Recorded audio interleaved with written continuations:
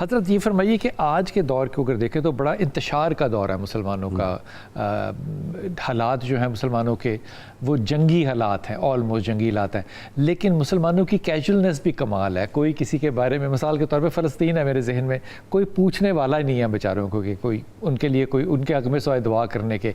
ईद पता नहीं उन्होंने कैसे, ईद का तो खैर लफ्ज़ भी उनके लिए इस्तेमाल करना मेरे लिए बड़ा मुश्किल है।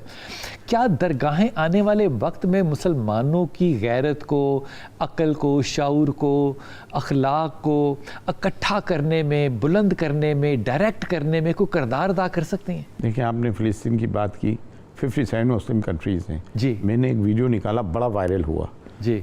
अच्छा, उसमें एक ईरान वाहिद शिया कंट्री है, हम लोग सुन्नी है जी, कुफ्र के फतवे लगाते हैं, लेकिन फ़िलिस्तीन के मामले में रोल किसका रहा? ईरान का। तो मैंने एक बात ये भी कही थी, 56 बहनों का एक भाई ईरान, और ईरान में जो जुर्रत है वो इस बात पे है कि वो जुर्रत अली और फ़िक्र हुसैन के कायल हैं। क्या बात है, जुर्रत अली और फ़िक्र हुसैन के कायल हैं, वाह सुभान। इसलिए ठीक है ना। अब दरगाहों का मामला तो ये हो गया कि हुजरों में कह दें, निकल कर खानकाहों से अदा कर रस्म शब्बीरी। रस्म शब्बीरी जिस दिन इसमें आ जाएगी ना, खानकाहों में भी तो आजकल ये हाल है ना।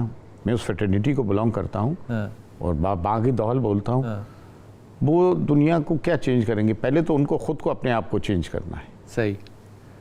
कुछ समय ज़्यादा तो वो बेहिस हैं, पहले तो उनमें सबसे ज़्यादा वो खुद बेहिस हैं। बेहिस हैं। मैं तो बोलता हूँ, मेरे अपने लोग बुरा मान जाएं, कोई दरगाहें बुरा मान जाए, कह रहा है जो बात है, कॉल स्पेड है स्पेड।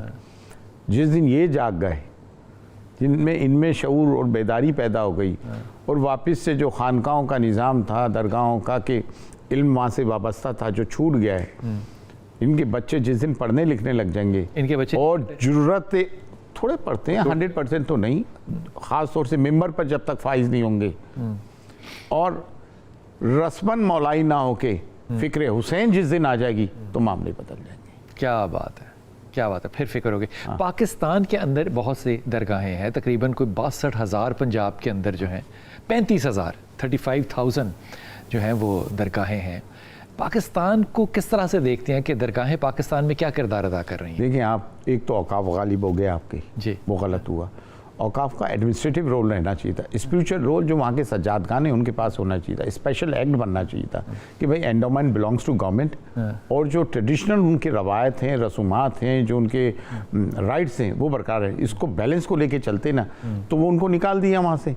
अब जो खला पैदा हुई बीच में, स्पेस हुई, उसमें जाली पीर आ गए, उसमें जाली पीर आ गए। हाँ सही कह रहे हैं आप, क्या किसी को नहीं सकते लेकिन आ गए। और एक तो ये जिसका बाप मरा उसकी दरगाह बना दी। सही कह रहे हैं, ये कौन सी बात हुई? हाँ, हमारे बापों की दरगाहें नहीं बनाई हमने, हमने अपने आप को गुलाम ख्वाजा ही रखा है। क्या बात है, क्या बात है। खादमी नहीं माना है, जारूबकश ही माना है, खानका मान के हर के खिदमत करके वो मखदूम शुद्ध। आप मैं तो यहाँ देखता हूँ कि जिसका बाप मरा उसकी दरगाह हो गई और कमाई शुरू। हाँ, और फिर मुरीद जो है उनकी झूठी करामातें बयान करने लगते हैं। एक बात मुझे बड़ी तकलीफ होती है जी, हर 50वां आदमी तो सैयद है, हाँ, और हर 70वें आदमी को हुजूर की बशारत हुई भी होती है। सही बात है, सही बात है। क्या क्या अच्छा, मुझसे लोग पूछते हैं कि हज़रत आपका तो ताल्लुक़ गरीबनास की दरगाह से, उनकी ज़ात से 800 साल से है, लेगेसी है, आपकी तो हुजूर गरीबनास से बातें होती होंगी, ख्वाब में देखा। मैंने कभी ख्वाब में देखा, ना मेरी बातें हुई। मैं कैसे झूठ बोल दूं? लेकिन हाँ, एक ताल्लुक़ है जो 800 साल से और ता क़यामत तक रहेगा, एक निस्बत है, और वो निस्बत काम कर जाती है। क्या बात है, हाँ, बस वही काम करता है, वो वसीला काम कर जाता है। मैं बैत किसी को नहीं करता हूँ, कब्र में कौन ये लेके जाएगा भाई। ठीक बात है, ठीक है। अच्छा जी, पाकिस्तान में भी दरगाहें बहुत हैं, हिंदुस्तान भी भरा पड़ा है दरगाहों पे, दोनों तरफ मुसलमान। हिंदुस्तान में तो भरी पड़ी हैं दरगाहें, भरी पड़ी हैं। क्या दरगाहें जो हैं दोनों ममालिक के मुसलमानों को इकट्ठा प्लेटफॉर्म पे किसी को करने के लिए कुछ कर सकती हैं? देखिए, ना सिर्फ मुसलमानों को, वो तो कर ही सकती हैं, उसके अलावा दोनों मुल्कों में प्यार और मोहब्बत की जोत जला सकती हैं। दोनों मुल्कों में दोस्ती, हिंदुस्तान पाकिस्तान में दोस्ती बहुत ज़रूरी है। दुश्मनी से किसी को कोई फ़ायदा नहीं है सिवाय नुकसान के। देखिए, एक सेम हेरिटेज है, सेम हिस्ट्री है, सेम ट्रेडिशन, सेम रवायत, ज़मीन से, मौसम सेम है, सब्जियां सेम है, फल सेम है, दरख्त सेम है। क्या चीज़ है जो अलग? ये है कि कुछ लोग हिंदुज़म को मानते हैं, कुछ इस्लाम को मानते हैं। शाह जी, क्यों नहीं कर रहे, कि कोई काम क्यों नहीं हो रहा है इस पे? देखें, दोनों तरफ के अपने जो जिन लोगों के मफादात हैं वो आपके नहीं होने दे मफादात। रहा है, और मीडिया इसके अंदर एक नेगेटिव रोल प्ले करता है। अच्छा, मैं तो ये कहूँगा कि पाकिस्तान की सरकार को वहाँ से आरएसएस के लोगों को बुलवा कर, क्योंकि आप बहुत अच्छे मेज़बान हैं, उनकी मेज़बानी करें। जो मीडिया ने एक गलत छवि आपके लिए कायम की है वो दूर हो। इसी तरह से इंडिया को भी यहाँ के जो लोग हैं उनको बुलाना चाहिए। हम सिखों की बड़ी मेज़बानी करते हैं, बिल्कुल, लाखों आते हैं। बिल्कुल बिल्कुल, ये तो मैंने सुना और ये मैंने देखा भी है। हाँ, आप लोग अच्छे मेज़बान हैं, ये मैं जानता हूँ, जिसका मैं गवाह हूँ। जो बात है वो कहूँगा ना। थोड़ा सा दिल उस तरफ भी नरम हो सकता है, होना चाहिए, होता है, और होना भी चाहिए, दोनों तरफ होना चाहिए। बिल्कुल। हुजूर, इस वक्त अगर तब्दीली लाई जाए दरगाहों में कि ये कोई प्रोडक्टिव रोल अदा कर सके, वो तालीम में हो, तसव्वुफ़ की तालीम में हो, दीन की तालीम में हो, हिफ्ज़ में हो, दौरा हदीस में हो, किसी में हो, क्या आपको लगता है कि कोई ऐसा भी सिलसिला करना चाहिए दरगाहों पे?